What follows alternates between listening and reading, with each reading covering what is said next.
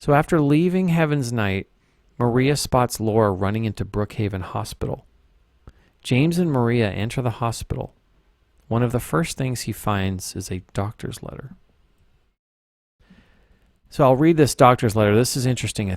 It seems like he's explaining the difference between sanity and insanity, and also the unconscious and the conscious mind, right?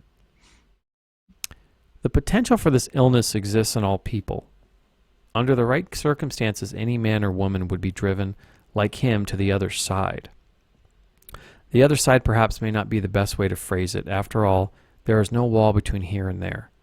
It lies on the borders where reality and unreality intersect. It is a place both close and distant.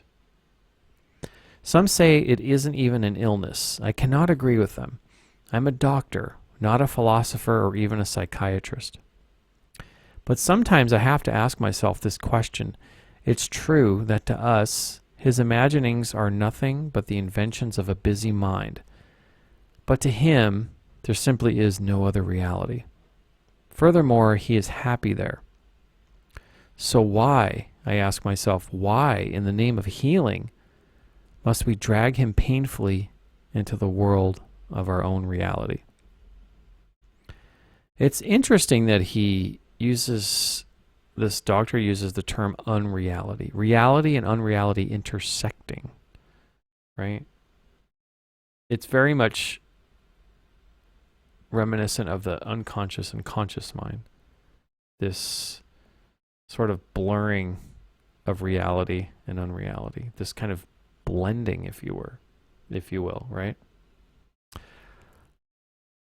So a little bit later, James finds Maria in a hospital room. Remember this scene, guys?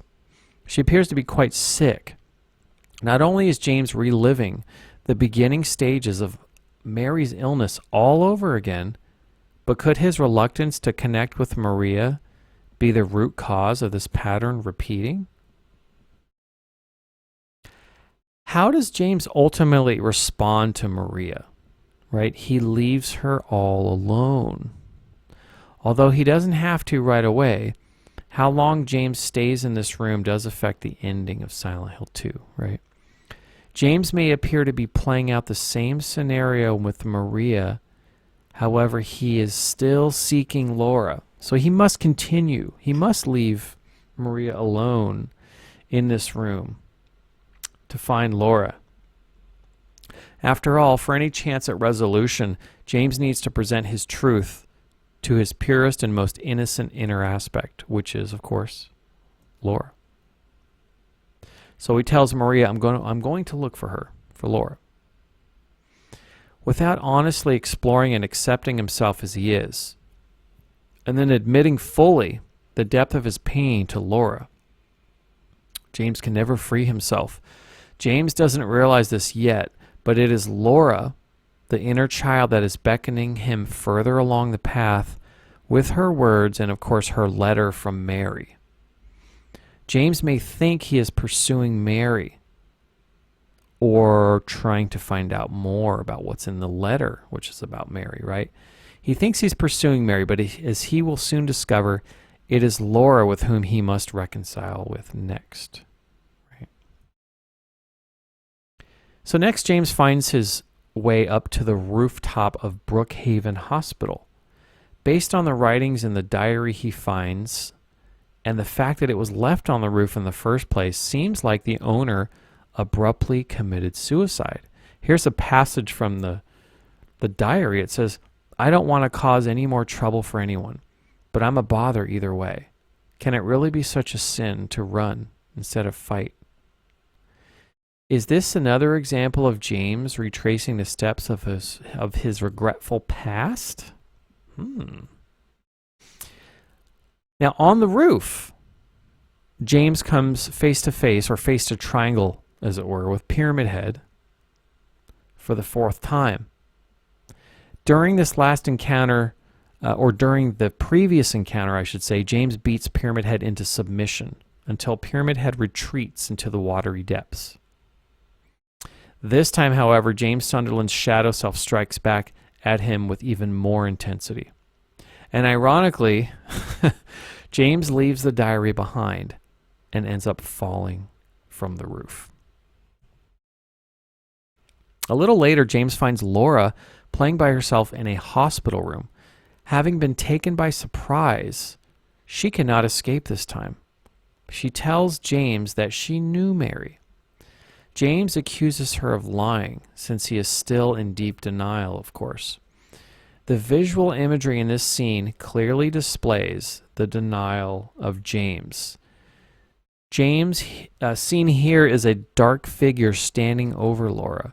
She is in the spotlight, arms crossed back to the wall as if it were an interrogation. However, James is not ready to shine this light upon himself yet, right? And he's even threatening Laura by saying, by calling her a liar, right? So James has got some work to do still. He's got a lot of work to do. James is surprised that Laura hasn't a scratch on her from all this running around Silent Hill, right? And Laura responds to him, well, why should I?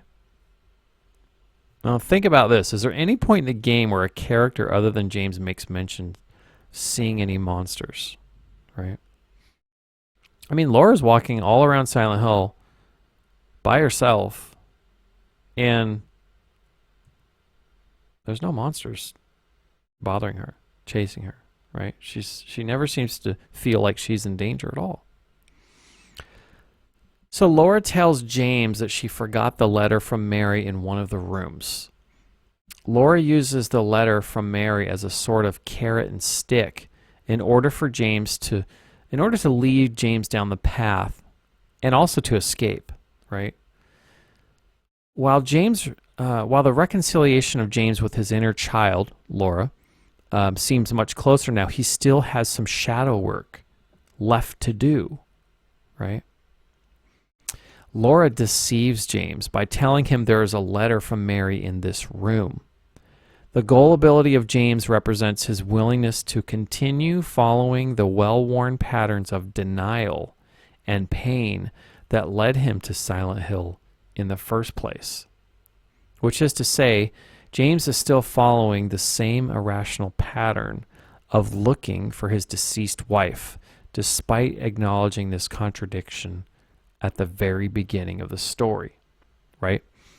So, of course, James says at the beginning, a dead person can't write a letter. So then why am I looking for her, right?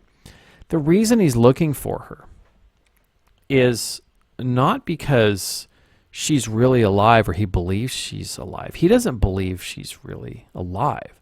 The reason he's looking for is this is